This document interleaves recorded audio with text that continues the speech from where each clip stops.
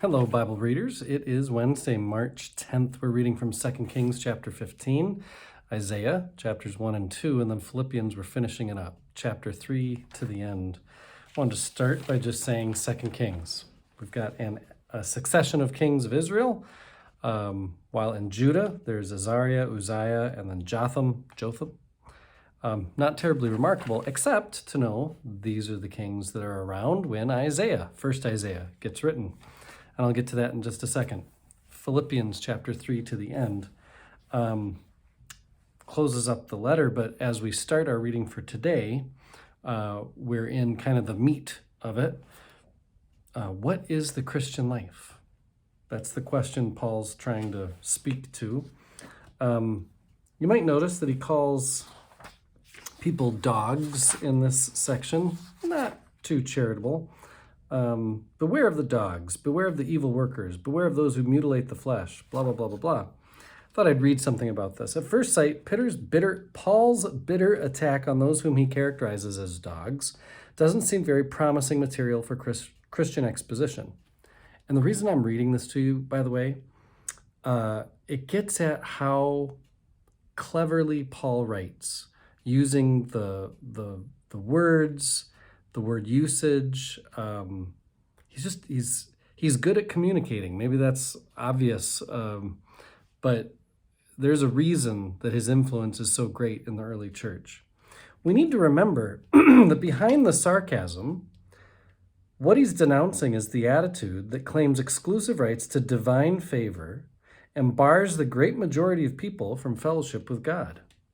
The language Paul uses is a parody of the terms that were used by devout Jews to distinguish between themselves and outsiders. And the terms he hurls at this group echo those that they would have used of those people who, in their view, were excluded from God's people.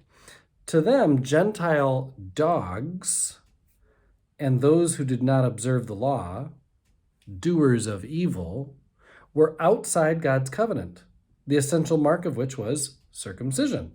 In contrast to their claim that they were alone God's holy people, Paul maintains that the true people of God consist of all who worship by the Spirit of God.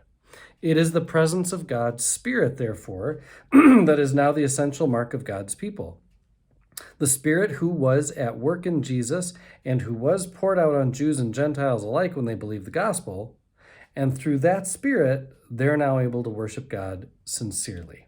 What Paul is offering us, therefore, is an inclusive model of the people of God rather than an exclusive one. And he uses the term dogs that Jews would use to exclude others, to exclude that. Like it's a clever use of this term that would speak right to them. That's the kind of thing that makes Paul very clever about writing his letters. Okay, Isaiah. Isaiah starts by saying, in the days of Uzziah and Jotham and Ahaz. So this is really a supplement, not a supplement. It's written at the time of 2 Kings, it's written at the time that 2 Kings, our 2 Kings reading for today, is written. We're guessing 742 BC to 701 BC is when Uzziah is king. But only chapters 1 through 39 can be called Isaiah. I mean, it's all Isaiah. But within Isaiah, there's 1st Isaiah, 2nd Isaiah, and 3rd Isaiah. Chapters 40 through 55 are 2nd Isaiah. And the reason we say that is that we know that that content is coming from later. 3rd Isaiah is 56 to 66, even later than that. So there's a tradition from the prophet Isaiah. You could say like disciples who are writing in Isaiah's name, trying to get at the same themes.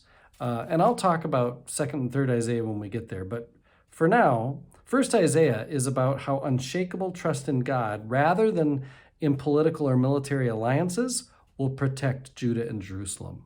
A similar theme to what we've seen in the books of Kings so far. Isaiah called for recognition of God's sovereignty.